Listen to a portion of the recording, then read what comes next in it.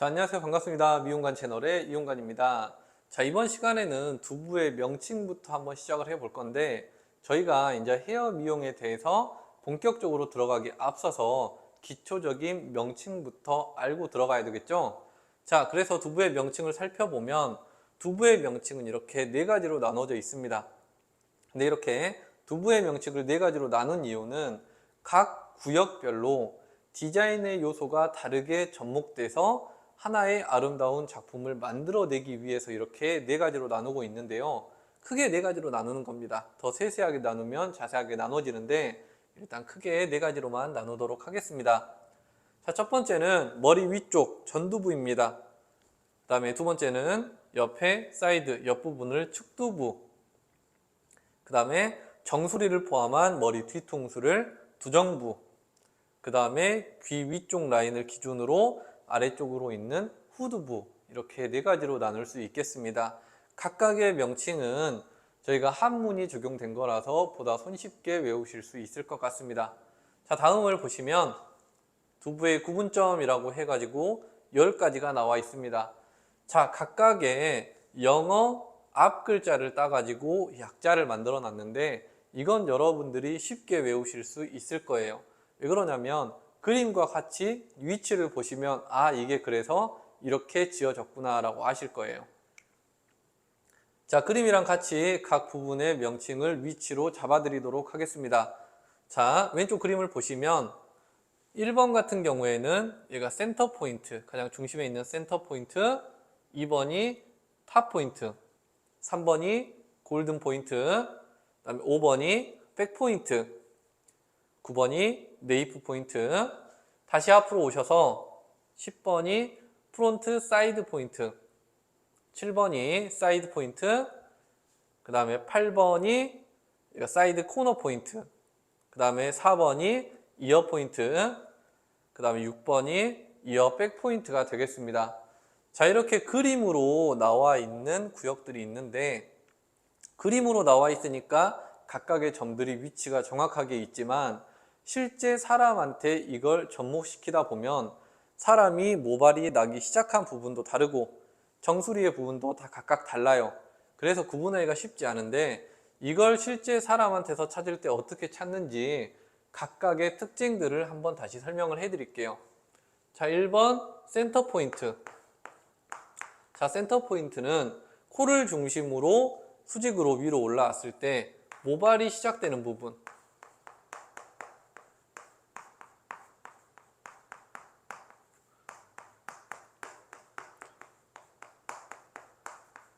자, 모발이 시작되는 중심부가 센터 포인트가 되겠습니다. 자, 두 번째 탑 포인트. 자, 탑 포인트는 두상의 위쪽에서 가장 돌출된 부분이라고 생각하시면 됩니다. 두상의 윗부분에서 가장 돌출된 부분, 가장 돌출된 부분이 탑 포인트입니다. 자, 3번 골든 포인트. 골든 포인트는 더 쉬워요. 여기는 그냥 정수리라고 생각하시면 됩니다. 자, 정수리라고 생각하시면 되고, 자, 그 다음에 5번 네이프 포인트, 아니 백 포인트. 자, 백 포인트는 뒤통수 가장 돌출된 부분. 자, 그 다음에 9번은 네이프 포인트. 네이프 포인트는 이렇게 목덜미 끝, 목덜미, 모발이 끝나는 부분을 네이프 포인트라고 합니다.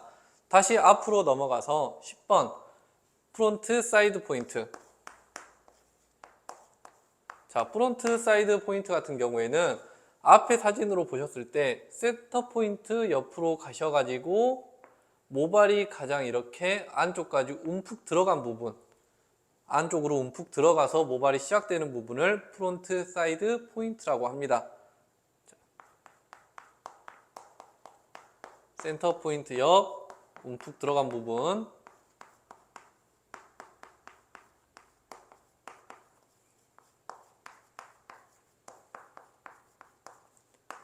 자, 이렇게 생각하시면 되고, 자, 7번 같은 경우는 사이드 포인트. 사이드 포인트는 관자놀이에서 대각선 위쪽으로 올라가시면 돼요. 관자놀이, 대각선 위로.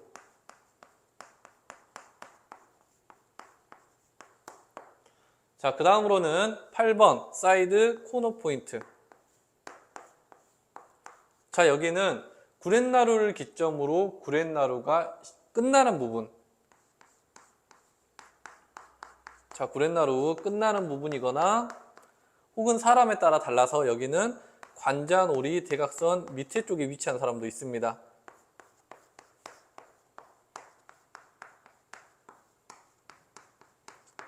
자, 그 다음 4번 이어 포인트가 있는데,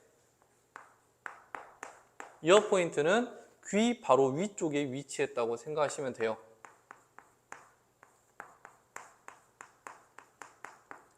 그 다음에 마지막 6번.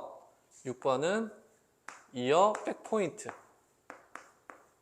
이어 백 포인트는 귓바퀴 뒷부분.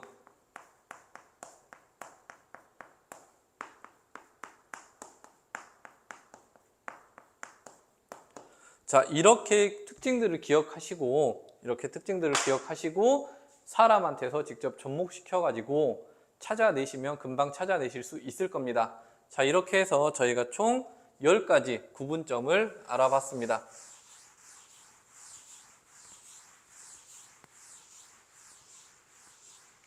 자, 다음으로는 이제 이 점과 점들을 이어서 하나의 구분선을 만들어 볼 건데, 구분선은 총 7가지로 나와 있어요. 총 7가지 나와 있는데, 첫 번째 정중선부터 마지막 목역선까지 이것도 마찬가지로 그림이랑 함께 알아보도록 할게요. 자, 보시면, 자, 가장 처음 정중선부터 보겠습니다. 자, 코를 중심으로 수직으로 위아래로 나눈 이 선을 정중선이라고 합니다. 자, 그리고 옆으로 살짝 돌아서, 자, 이어 포인트에서 타 포인트로 이렇게 일직선 수직으로 선을 하나 그어주면 이게 바로 측중선이 됩니다.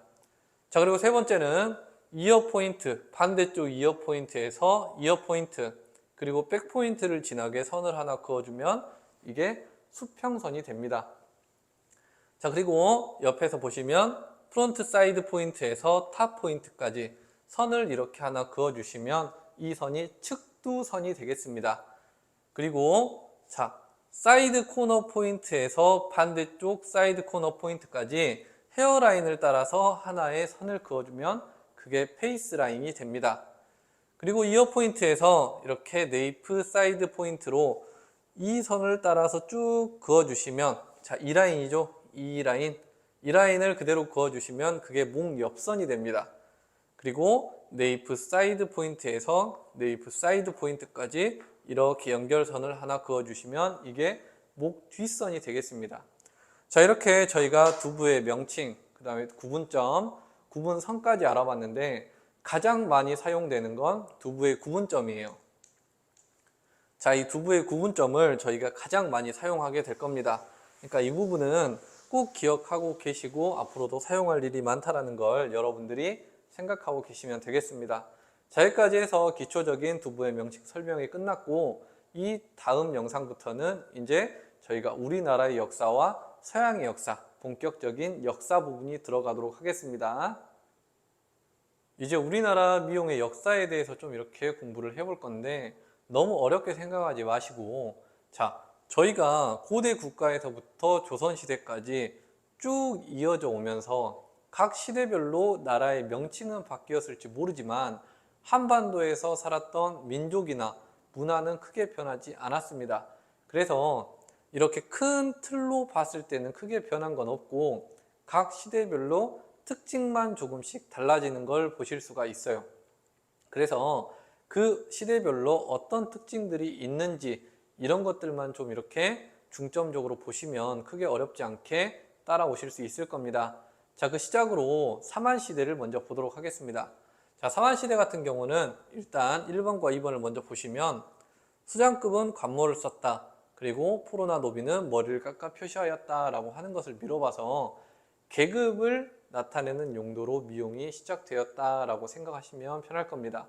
자, 그럼 3번부터 5번은 좀 이렇게 다르게 정리를 해볼 건데, 사만이라고 하는 것은 마한, 그 다음에 변한, 그 다음에 진한. 자, 이렇게 세 나라로 구별이 됩니다. 세 나라로 구별이 되는데, 자, 보시면 마한의 특징을 보시면 남자는 상투를 틀었다. 그리고 글씨를 새기는 문신을 하였다. 이렇게 되어 있습니다. 자, 보시면 문신, 상투. 자, 그리고 변화는 변화 같은 경우는 문신만 했다. 그리고 진화는 머리털을 뽑고, 그 다음에 눈썹을 진하게 했다.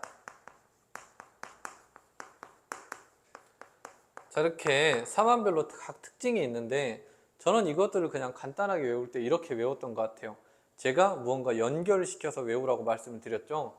자, 마한 같은 경우는 문신이라 상투가 뭔가 이렇게 상당히 남자다웠다라는 걸 저는 상징하기 위해서 부산 남자들을 떠올려 봤어요. 그래서 어떤 거랑 연결을 지었냐면, 내가 부산 남자인데 뭔가 좀 강하지 않나? 이런 느낌을 좀 살려가지고, 제가 좀 사투리는 어색한데, 이런 느낌을 좀 이렇게 살려가지고 마하는 문신과 상투라는 특징이 있고, 변한 같은 경우는 변변치 않게 문신이라도 따라했다 라고 기억을 했던 적이 있습니다. 그리고 진한 같은 경우는, 자, 진한 말 그대로 이 이름에서 따가지고 와서 눈썹을 진하게 라고 연결을 시켰던 것 같아요. 그러면서 머리털을 뽑았다 여기까지 연결해서 기억을 했던 그런 기억이 있습니다. 그렇기 때문에 이렇게 연결해서 외우면 여러분들도 금방 외우실 수 있다라는 거 좀 알고 계셨으면 좋겠어요.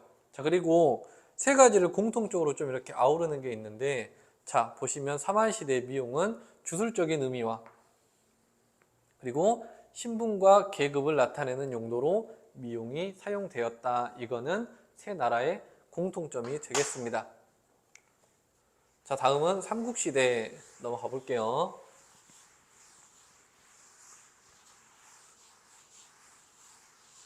자, 삼국시대를 보시면 가장 크게 나누면 여성과 남성의 머리 모양이 다르다 이렇게 나눠집니다. 자, 여인의 머리, 다양한 형태의 머리 모양이 있었다라고 돼 있고, 남성의 머리는 대개 상투를 틀었다. 그리고 관모나 머리에 장식을 했다라고 기록이 돼 있습니다. 자, 그리고 여러 가지 여성들의 머리 모양을 보면 얹은 머리, 쪽머리, 풍기명식 머리, 중발머리, 그다음에 쌍상투 머리, 기타 머리 이렇게 있는데, 저희가 좀 여기서 특징을 가지고 중점적으로 기억해야 될 머리들이 뭐냐면 풍기명식 머리에서부터 쌍상투 머리까지 이렇게 세 가지만 중점적으로 특징을 갖고 외워주시면 될 것 같습니다. 그 이유는 얹은 머리나 쪽머리나 둘레머리, 큰머리, 낭자머리의 경우는 저희가 조선시대까지 쭉 이어지는 저희 나라 역사에 좀 이렇게 큰 흐름이 될 거예요. 쭉 이어져가는 머리가 될 겁니다. 그래서 조선시대에서 좀 더 자세하게 다루기로 하고, 고구려 시대에서는 이 중발머리는 그냥 이렇게 머리를 쭉 뒤로 넘겨서 낮은 곳에 하나로 묶은 머리를 중발머리라고 합니다. 그리고 풍기명식 머리를 보시면 이 중발머리에 옆에 구렛나루, 이 옆머리를 길게 늘어뜨린 머리를 풍기명식 머리라고 합니다. 그리고 쌍상투를 보시면 옆에 그림에도 나와 있듯이, 자, 이렇게 양갈래, 저희가 쉽게 말해서 두 갈래로 따 올린 머리를 양쪽으로 틀어 올려서 이거를 쌍상투 머리라고 부르게 됩니다. 자, 이렇게 해가지고 고구려 시대에서는 이 세 가지 머리, 그리고 남성의 머리는 상투를 틀고 장식을 하였다. 이 정도 기억하시면 되고, 살짝 언급하고 넘어가야 될 게, 얹은 머리, 쪽머리, 둘레머리, 큰머리 같은 경우에는 가채를 사용하기도 했다. 이거는 잠깐 기억하고 가시면 될 것 같아요. 자, 다음으로는 저희가 백제가 나오는데, 자, 백제는 백제의 특징을 좀 요약하자면, 첫 번째 댕기머리,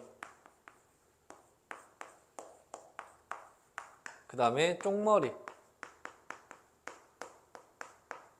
그 다음에 일본과의 교류,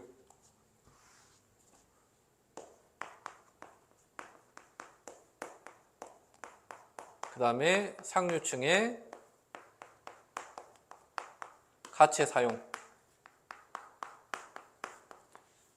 자, 백제의 특징은 이 정도만 알고 가시면 되는데, 옆을 보시면 자, 남자의 머리는 계속해서 상투밖에 안 나와요. 이건 큰 틀에서 그냥 보시면 됩니다. 여성의 머리, 자, 처녀들은 댕기머리를 하였고, 그 다음에 부인들은 쪽머리를 하였다. 그리고 상류층에서는 고구려와 같은 가채를 사용했다.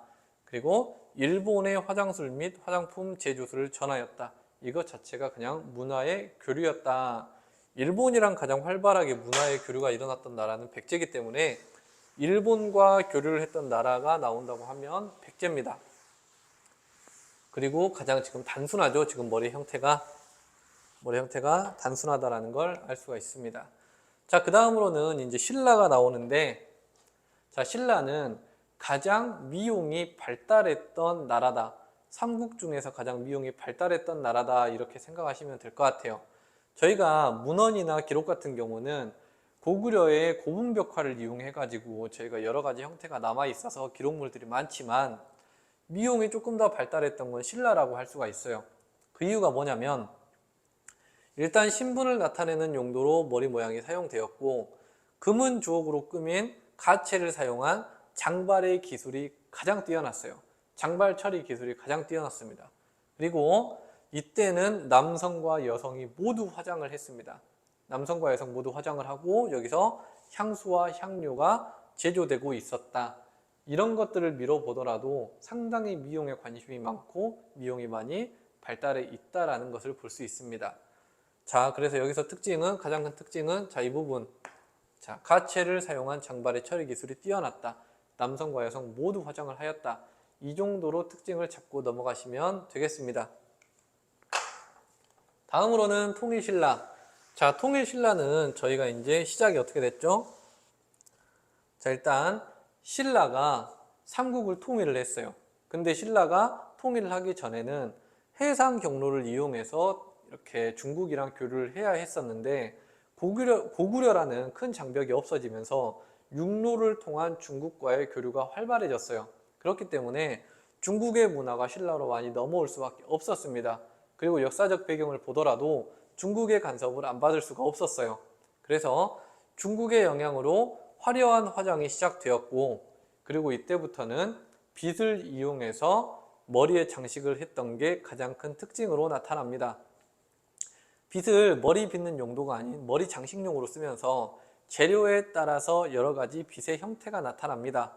그게 뭐였냐면, 첫 번째 슬슬 전대모빗, 두 번째 자개 장식빗, 세 번째 대모빗, 네 번째 소화빗, 그리고 평민들이 사용했던 뿔과 나무로 만든 빗들이 있겠습니다. 자, 이렇게 있는데 옆에 부가적인 설명에도 같이 나오겠지만, 슬슬 전대모빗은 우리가 자라 껍질에 자개 장식을 한 빗, 그리고 자개 장식 빗은 말 그대로 자개 장식을 한 빗, 대모빗은 아무런 장식이 없는 빗, 그 다음에 소화빗은 상아로 만들어서 사용하던 빗, 그리고 평민들은 뿔과 나무로 만든 빗을 사용하였다라고 돼 있고, 화장품 제조 기술이 발달하였다라고 돼 있습니다.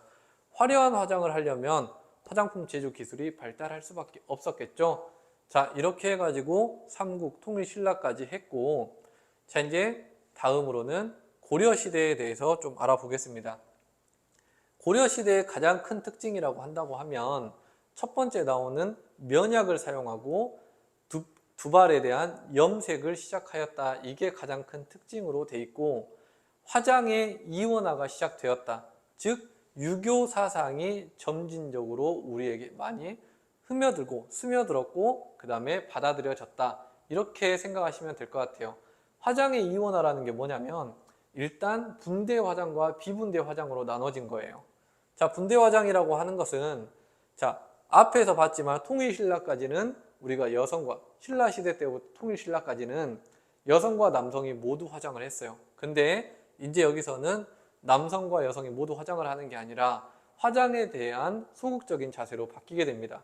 그러면서 자, 직업 여성, 기생 중심으로 짙은 화장이 시작되고, 비분대 화장이라고 해가지고 여염집 여자들이나 일반적인 여자들 같은 경우에는 옅은 화장을 하게 됐습니다. 자, 화장을 아예 안 한 건 아닌데 그래도 이렇게 옅은 화장과 진한 화장 이렇게 나누어졌다라는 게 고려시대의 가장 큰 특징입니다. 자, 머리 모양을 보시면 머리다발 중간에 시몽색 갑사로 만든 댕기로 묶어 쪽진 머리와 비슷한 모양을 하였다라고 되어 있는데 간단하게 생각하시면 이렇게 두 갈래로 땄죠. 머리를 따은 다음에 틀어 올려서 쪽진머리를 하는데 두 갈래로 나눠서 닦는 도중에 이 시몽색 갑사라고 하는 게 고급 비단의 한 형태거든요. 그래서 닦는 도중에 고급 비단으로 장식을 넣어서 쪽진 머리를 만드는 거를 이렇게 표현하고 있는 거예요. 그래서 서민의 딸들은 무늬가 없는 끈으로 만들어지고 남성들은 검정색 끈으로 이렇게 묶어서 이런 장식만 하였다. 그러니까 점점 더 이제 통일신라에서 고려시대로 넘어오면서 조금 더 미용이 소극적으로 변하고 있다라는 걸 여기서 표현하고 있는 겁니다. 그리고 여기서 보시면 일부 남성은 개체 변발을 하였다라고 되어 있습니다. 변발이라고 하는 건 정수리까지 이렇게 머리를 다 밀고 앞쪽 머리를 다 밀고 정수리에서 후두부에 있는 머리만 가지고 머리를 묶은 머리를 이야기합니다. 중국의 영향을 여기도 받았다라는 게 이렇게 미용으로서도 남아 있습니다. 미용 문화로서도 그 부분이 남아 있다 이렇게 보여지고 있습니다. 다음은 조선시대입니다. 조선시대는 시험에도 가장 많이 나오고 출제 빈도가 상당히 높아요. 조선시대에 뭐 이렇게 시대적 배경이나 이런 것들이 많이 나오는 게 아니라 조선시대에 뭐 이렇게 장식품이라든지 머리 모양이 가장 많이 출제가 되고 있습니다. 자, 그래서 이 부분 주의 깊게 봐주시면 좋겠고, 자, 조선시대는 일단 시대적 배경 특징이 세 가지로 나눠집니다. 이 세 가지 특징을 보기 전에 저희가 시대의 흐름을 먼저 좀 다시 복습하고 가면, 자, 통일신라 시대가 자, 미용이 가장 성행했던 시기였습니다. 이 말은 즉슨 사치가 심했던 나라라고 할 수도 있습니다. 자, 통일신라에서 고려시대로 넘어오면서 자, 고려는 우리는 저런 사치는 맞지 않아. 유교 사상을 받들어서 조금 더 겸손하고 우리가 저런 사치는 행하지 않아야 돼. 그래야 우리가 나라로서 잘 자리 잡을 수 있을 거야 했던 시대가 이 고려시대입니다. 자, 고려시대에는 미용이 소극적으로 변합니다. 어떻게 표현하면 암흑기까지는 아닌데 많이들 안 했습니다. 자, 그러면서 아까 나왔었죠? 분대, 비분대 화장이 나눠졌다고. 자, 그리고 그 사상이 조선시대까지 넘어옵니다. 조선시대도 마찬가지로 유교 사상을 바탕으로 두는 나라였기 때문에 이렇게 미용에 대해서 소극적일 수밖에 없었다. 그래서 초기 모습을 보시면 유교 영향으로 미용이 소극적일 수밖에 없었다라는 게 나와 있습니다. 근데 중기로 넘어오면서 이제 사람들의 미에 대한 욕구를 충족하고자 하는 마음이 조금씩 싹트기 시작해요. 그러면서 나타나는 양상이 이렇게 일반적으로 일반인들의 화장의 분화장을 신부 화장으로 사용하기도 하고 신부 화장에서 피부 화장이나 장식을 하기도 하는 모습이 나타납니다. 가장 첫 번째로 건조한 피부에 참기름을 이용해서 건조함을 보완했고 그 위에 분화장을 한 후에 그 다음에 양쪽 뺨에는 연지를 바르고 이마에는 곤지를 바르면서 장식을 하고 화려함을 표현하는 모습들을 볼 수 있습니다. 그렇게 중기에서 다시 후기로 넘어오면서부터 이제 여러 가지 일들이 있는데 나라가 오래되면 오래될수록 사치나 향락이 심해져요. 자, 그러면서 같이 미용도 발달하게 되는데 자, 거기와 맞물려서 조선 후기에는 개화기도 같이 맞이하게 됩니다. 서양의 문물 그리고 일본의 침략 이런 것들이 다 맞물리면서 여러 문화가 쏟아져 들어와요. 그러면서 미용도 급진적으로 발전을 할 수밖에 없게 되는 겁니다. 자, 이러한 시대의 배경을 좀 이렇게 머릿속에 염두에 두고 있으면서 다음 머리 모양에 대해서 한번 살펴보겠습니다. 자, 일단 조선시대를 대표하는 머리 모양은 8가지 정도가 있을 것 같고 자, 처음부터 보시면 큰 머리, 떠구지 머리, 조짐머리, 쪽머리 이렇게 있습니다. 자, 일단 그림이랑 같이 보시면 큰 머리 같은 경우는 가채를 이용해서 풍성한 원형의 형태를 유지하고 있고, 그 다음에 가운데 선봉잠, 양 옆에 떨잠 2개, 이렇게 화려한 장식품을 이용해서 장식하고 있더라. 이렇게 지금 보여지고 있습니다. 자, 그리고 쪽머리 같은 경우는 앞쪽 모습이 안 나왔지만, 자, 가운데 정갈하게 반듯한 가르마를 나눈 후에 양쪽으로 머리카락을 정갈하게 빗고 두 갈래를 하나로 따서 이렇게 틀어 올린 후에 비녀로 고정을 한 게 쪽머리, 즉 쪽진머리라고 표현되고 있습니다. 자, 다시 앞으로 가서 큰 머리를 보시면 큰 머리는 어여머리, 어여머리, 어염이라고도 하며 궁중이나 상층의 양반가에서만 하던 머리라고 되어 있습니다. 자, 다음으로는 떠구지 머리가 있는데, 떠구지 머리는 이 큰 머리 위에 떠구지라는 나무로 만든 틀을 이용해서 높이 올립니다. 그리고 그 틀 위에 가채나 장식품을 이용해서 화려하게 꾸며놓은 것이 이 떠구지 머리인데요. 떠구지 머리 같은 경우에는 궁중에서 혼례의식으로 사용되는 머리였습니다. 중전이 될 그 여자분과 왕이 혼인의식을, 혼례의식을 치룰 때 중전 머리 위에 사용하던 머리 양식이 바로 이 떠구지 머리인데요. 떠구지 머리는 여러분들이 이렇게 사극이나 드라마 같은 거 보시면 이렇게 약간 좀 지붕 모양의 삼각형 모양으로 이루어진 머리들을 보셨을 거예요. 자, 이해가 잘 안 되면 좀 이해를 돕기 위해서 사진 한 장 첨부해 드리겠습니다. 자, 이렇게 해가지고 떠구지 머리가 있었고, 자, 조진머리를 보기 전에 쪽머리를 보시면 아까 설명했듯이 이렇게 묶어서 비저를 꽂았고, 삼국시대부터 내려온 우리나라 전통 아녀자들의 머리다라고 표현되고 있습니다. 자, 근데 저희가 여기를 보시면 조선 후기로 가면 갈수록 사람들의 사치나 향락이 심해져요. 더불어 가채도 더 화려하게, 장식품도 화려하게 하다 보니까 이게 너무 무게가 무거워지는 거예요. 머리 위로 무게가 무거워지면서 목에 대한 무리도 오게 되고 건강 악화로 오게 되고, 그런 사치들을 보기 싫었던 조선의 임금 정조가 가채 금지령을 이렇게 시행하게 됩니다. 그러면서 이제 많은 아녀자들이 뭐 이렇게 화려하게 꾸몄던 머리들을 쪽머리로 통일하게 돼요. 쪽머리로 통일하게 되면서 그래도 여기서 조금 더 화려하고 예뻐 보이기 위해서 이제 조진머리라는 걸 하게 되는데, 조진머리는 가채 대신에 간편한 다리를 따가지고 쪽머리 부근에 같이 얹어주는 겁니다. 얹어서 비녀를 꽂아주면 훨씬 더 풍성해지고 아름다워지는 머리가 있습니다. 그 머리를 조진머리라고 한다라는 거 알고 계시면 되겠습니다. 이 각 특징들 다 알아두셔야 돼요. 자, 그 다음에 얹은 머리, 틀의 머리, 따은 머리, 첩지머리 이렇게 있습니다. 이것도 그림으로 먼저 보시면 얹은 머리 같은 경우는 큰 머리랑은 비슷하나 장식이 빠져 있고, 가장 큰 차이점은 가채를 사용하느냐 아니면 본인 머리로 하느냐, 이런 차이가 있겠습니다. 그리고 첩지머리 같은 경우는 이 쪽머리 맨 처음 나눈 가르마 위에 첩지라는 장식을 하나 올립니다. 이렇게 첩지라는 장식을 올리면 이게 바로 첩지머리가 되겠습니다.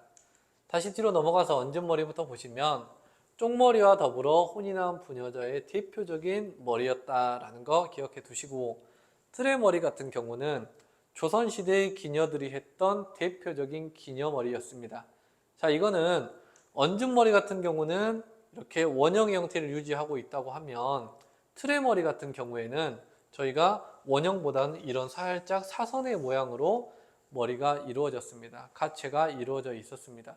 왼쪽 뒤에서 시작한 머리가 오른쪽 앞에서 끝나도록 타원형의 머리를 유지했다는 거, 그리고 조선시대 기녀의 대표적인 머리였다는 거 여러분들 기억하시면 되겠습니다. 자, 따은 머리는 댕기머리랑 같이 기억하시면 되는데, 자, 두 발을 뒤로 해서 하나로 따 댕기로 장식한 미혼 남성과 여성의 전통적인 머리 모양이라고 되어 있습니다. 자, 일단 미혼 남성과 여성은 모두 다 따은 머리를 했는데, 여기에 댕기로 장식을 하면 댕기머리, 댕기로 장식을 하지 않으면 그냥 따은 머리라고 했다라는 거 여러분들이 알고 계시면 될 거고, 자, 첩지머리는 뒤에 사진에서도 봤듯이, 그림에서도 봤듯이, 자, 신분을 밝혀주는 중요한 수단이 되었습니다. 어디에서? 궁중 안에서. 자, 보시면 내명부나 외명부의 신분을 밝혀주는 중요한 표시이다. 자, 그래가지고 왕비는 도금한 봉첩지를 사용했고 상궁은 개구리 첩지를 사용하면서 둘 간의 신분 차이를 나타내는 요소였다 라고 기록이 되어 있습니다. 자, 이것도 각각의 특징 꼭 기억해 두시는 게 좋을 것 같습니다. 자, 다음은 조선시대 장식품 해가지고 비녀가 나와 있는데, 비녀는 조선시대를 이렇게 대표하는 가장 많이 사용됐던 장식품이에요. 그래서 모양에 따른 분류로는 봉황, 용, 석류, 호두, 국화, 각잠 이런 식으로 나누게 되고, 재료에 따른 분류로는 금으로 만든 것, 옥으로 만든 것, 산호로 만들거나 혹은 나무 비녀의 산호 모양을 한 것, 이렇게 구별을 하고 있습니다. 자, 다음 이제 조선시대를 거쳐서 현대 미용으로 넘어오는데, 자, 우리나라의 현대 미용의 시초는 한일 합방 이후부터이다 라고 되어 있습니다. 저희가 정말 가슴 아픈 역사지만 미용에 있어서는 필연적일 수밖에 없었던 그런 일들이 몇 가지가 있었어요. 몇 가지가 있었는데, 저희는 유교 사상의 영향을 받아서, 자, 신체 발부 수지 부모라는 사상의 영향을 받아서 부모에게 물려받은 것은 그 어느 것 하나 훼손할 수 없다라는 사상을 가지고 있었습니다. 그래서 수염도 자르지 않고 머리도 자르지 않았어요. 하지만 다른 문화를 받아들이면서 이런 사상이랑 반하는 행동을 할 수밖에 없었죠. 근데 이게 미용의 발전에 있어서는 어쩔 수 없는 선택이었다라는 게 이렇게 나와 있는 겁니다. 자, 그리고 두 번째를 보시면 일본이나 중국 등으로 이렇게 유학을 갔다가 돌아왔던 여성들에 의해서 여성들의 머리 스타일의 혁신적인 변화가 일어났던 게 1920년대가 되겠습니다. 1920년대를 보시면 이숙종 여사와 김알란 여사가 이렇게 대표적인 인물로 등장을 하는데, 이숙종 여사 같은 경우에는 높은 머리, 즉 현재의 간편한 올림머리 스타일을 하면서 혁신적인 선도를 하였고, 그 다음에 김알란 여사 같은 경우는 최초의 단발머리 여성을 하면서 신여성으로서 혁신적인 변화를 일으켰다라는 것 기억해 놓으시면 되겠습니다. 그리고 그 다음으로는 1933년에 화신백화점 내에 설립된 화신미용원이라고 오엽주 여사가 1933년에 최초로 개원한 미용실이 저희 문헌상 최초로 개원한 미용실이다 라고 기록되고 있다는 거 여러분들이 꼭 기억하셨으면 좋겠습니다. 자, 그 외에도 단학과 미용학원, 광복후에 생긴 학원, 학교들이 있는데, 여기서 중요하게 생각해야 될 건 1920년대 이숙종 높은 머리, 김알란 단발머리, 그 다음에 오엽주 여사의 화신백화점 내 화신미용원 개원, 이 정도만 특징적으로 외워주시면 좋겠습니다. 다음은 중국의 미용인데, 중국의 미용은 여러분들이 그냥 한번 쓱 읽어보고 넘어가셔도 좋습니다. 출제 빈도가 낮고 시험에 내기 어중간하기 때문에 여러분들이 한번 쓱 훑어보고 지나가시는 것도 좋겠습니다. 자, 다음은 서양의 미용이 이렇게 나오고 있는데, 가장 처음에 등장하는 게 고대 이집트입니다. 고대 이집트는 여기 나와 있듯이 고대 미용의 발상지라고 할 만큼 미용의 역사상 정말 중요한 부분을 차지하고 있는 나라입니다. 이게 왜 그러냐면, 자, 발달했던 게 가발, 화장, 퍼머넌트, 염색 이렇게 네 가지 분야로 나뉘고 있는데, 일단 가발 같은 경우는 고대 이집트는 정말 뜨거운 일광을 피할 수가 없었습니다. 그래서 이 사람들이 고안을 해낸 게 인모나 종려나무의 잎섬유로 만든 공기 유통이 잘 되는 가발을 만들고 자신의 머리를 짧게 자른 후에 이렇게 가발을 씀으로써 태양의 일광으로부터 본인의 두피를 보호했던 게 가발의 시초였어요. 자, 그리고 화장 같은 경우도 보면 일단 고대 이집트는 미를 중시하기보다는 일단 보호의 목적이 조금 더 강했어요. 가발이나 화장이나 이런 면에서부터.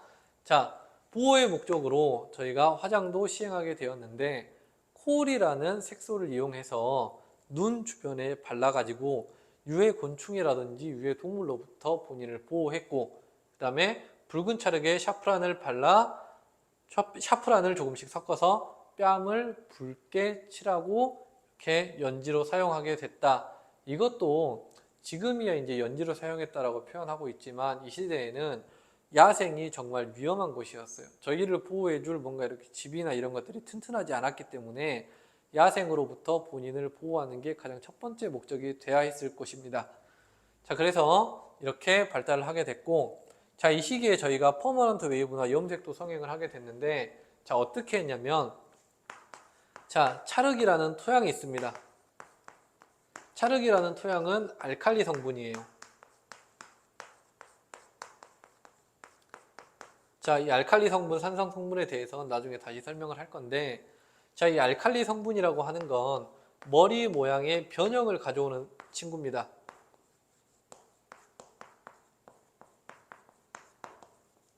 자, 변형을 가져오는 친구인데, 이 찰흙이라고 하는 게, 찰흙이 아니라 진흙. 자, 진흙이라고 하는 친구가, 진흙이라고 하는 친구가 알칼리 성분을 띠고 있고, 이 알칼리 성분은 머리 모양을 변형시키는 성질을 갖고 있습니다. 자, 이 진흙을 이용한 후에 막대기에 머리카락을 동그랗게 말면 머리카락 모양이 웨이브로 변하겠죠. 그리고 이 진흙에다가 진흙 플러스 헤나, 천연 염색약을, 염색 재료를 같이 섞어서 머리에 바르니까 머리카락 색깔이 바뀌더라라는 게 이렇게 있습니다. 이런 거를 통해서 이집트가, 고대 이집트가 고대 미용의 발상지이다라고 표현되고 있을 만큼 정말 중요한 요소로 자리 잡고 있습니다. 자, 이렇게 중요하게 표현되고 있는 만큼 문제의 출제 빈도 또한 높아진다라는 거 여러분이 꼭 명심하고 기억하시면 되겠습니다.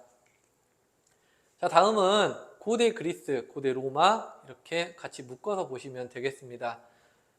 보시면 모발의 형태는 로마까지 쭉 이어지고 모발을 자연스럽게 묶거나 중앙에서 나눠 뒤로 틀어 올린 고전적인 스타일, 밀로의 비너스상에 나타난 모발 형태라고 되어 있습니다. 더 간단하게 이야기를 하면 키프로스풍이라 그래가지고 옆에 사진이 나와 있죠. 자, 이런 형태가 그리스나 로마의 대표적인 형태였는데, 간단하게 말하면 똥머리를 조금 풍성하게 묶은 느낌이라고 생각하시면 조금 더 이해가 빠르실 거예요. 혹은 길게 늘어뜨린 스타일로 금발의 스타일을 유지한 게 그리스나 로마의 특징입니다. 자, 다음으로 넘어가면 서양 중세 시대에 해가지고 비잔틴, 로마네스크, 고딕 시대가 나오는데, 여기를 한마디로 표현하자고 하면 미용의 암흑기라고 표현할 수 있어요. 자, 미용의 암흑기라고 표현되는 이유는 종교적인 이유가 가장 커요. 자, 종교가 성행하면서 사람들이 머리 모양에 크게 신경을 쓰지 않았어요. 이때는 이렇게 화장도 많이 하지 않았고 그냥 창백한 얼굴만을 선호했거든요. 자, 그래서 보시면 비잔틴 시대에는 종교적 영향으로 터번과 베일 등을 머리에 썼고, 로마네스크 시대에서는 머리에 크게 관심을 가지지 않았으며, 드디어 고딕 시대 때 다시 미용에 대한 미적 욕구 충족을 요구하는 사람들이 늘어나면서 컬을 하여 자연스럽게 늘어뜨리거나 짧게 자른 머리가 등장하고 다양한 모자가 사용되었다. 자, 여기까지 암흑기고, 여기서부터는 다시 한번 이렇게 스멀스멀 미용에 대한 이렇게 욕구가 다시 올라오는 시대가 이 고딕 시대다. 이 정도로만 넘어가면 되겠습니다. 자, 다음 근세로 넘어오면 여기는 반대로 미용의 황금기예요.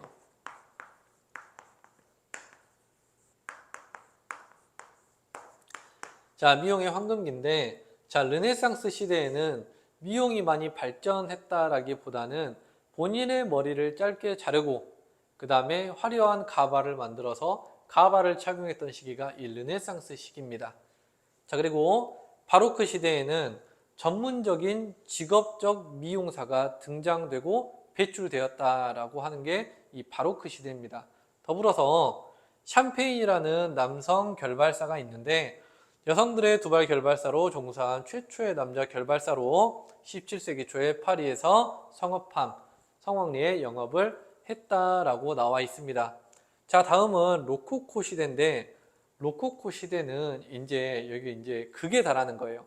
사치가 극에 달하면서 어떤 형태가 일어나냐면 높은 틀의 머리로 생화, 깃털, 보석 장식과 모형성까지 얹어 머리 형태가 상당히 사치스러웠던 시대라고 되어 있습니다. 자, 이렇게 사치스러웠다고 표현되고 있을 만큼 머리를 높게 꾸미면서 여러 장식품을 하다 보니까 실제로 목이 꺾여서 운명을 달리했다라는 그런 기록도 남아 있습니다. 그러면서 이제 사람들이 사치가 조금 수그러드는 그런 시기가 로코코 시기가 되겠습니다. 자, 그만큼 미용의 황금기, 부흥기라고 생각하시면 되겠습니다.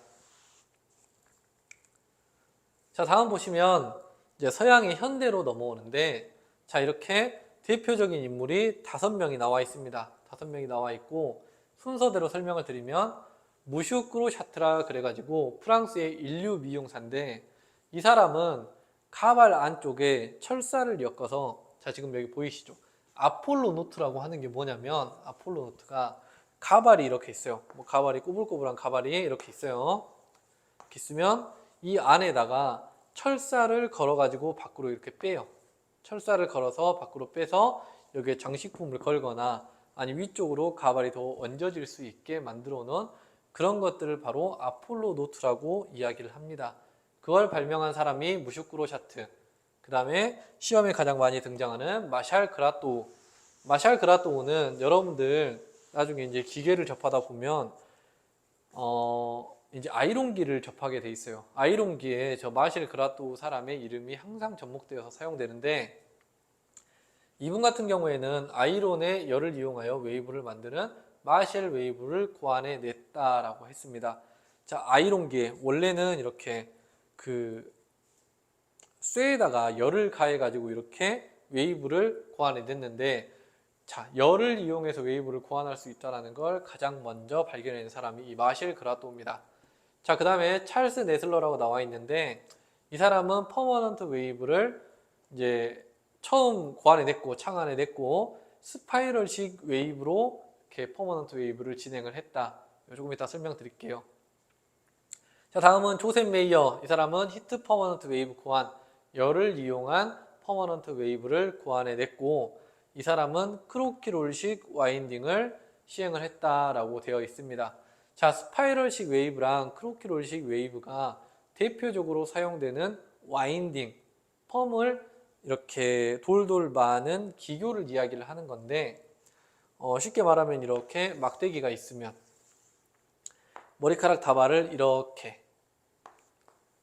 이렇게 계속 말아가는 게 스파이럴식, 이렇게 말아가는 게 스파이럴식이면, 크로키롤식은 이렇게 머리카락이 있으면 지금 미용실에서 가장 많이 사용하고 있는 방식이 이 크로키롤식이에요. 자, 이렇게 로트, 막대기를 놓고 이렇게 같이 말아 들어가는 방식입니다. 둥글둥글하게 이렇게 말아 들어가는 방식. 그래서 두피까지 일정한 간격으로 말아 들어가는 방식을 크로키롤식이라고 하고, 이거를 스파이럴식이라고 합니다. 자, 책 뒷편에 다시 자세하게 나오니까 이거는 뒤에서 더 자세하게 다루도록 할게요. 자, 그 다음에 밑에 보시면 스피크먼. 스피크먼은 콜드 웨이브를 성공했다고 하는데, 자, 이 스피크먼이라는 사람이 이제 콜드 웨이브를 성공을 했다. 이 말이 뭐냐면, 이제 화학약품을 사용해서 퍼머넌트를 하는 시대가 열렸다라고 생각하시면 되겠습니다. 그 외에도 1940년 샴푸제 개발, 66년 컨디셔너제 개발, 75년 산성중화 퍼머넌트제 개발. 그러니까 실제로 저희가 지금 하고 있는 일반 펌 같은 경우는 이때 고안이 됐고 75년도에 완성이 됐다. 이렇게 표현해도 무방합니다. 자, 여기까지 해서 역사 부분을 끝냈고, 저희가 이 다음 영상부터는 이제 헤어 도구, 제품에 관해서 설명하는 시간을 갖도록 하겠습니다. 고생 많으셨습니다.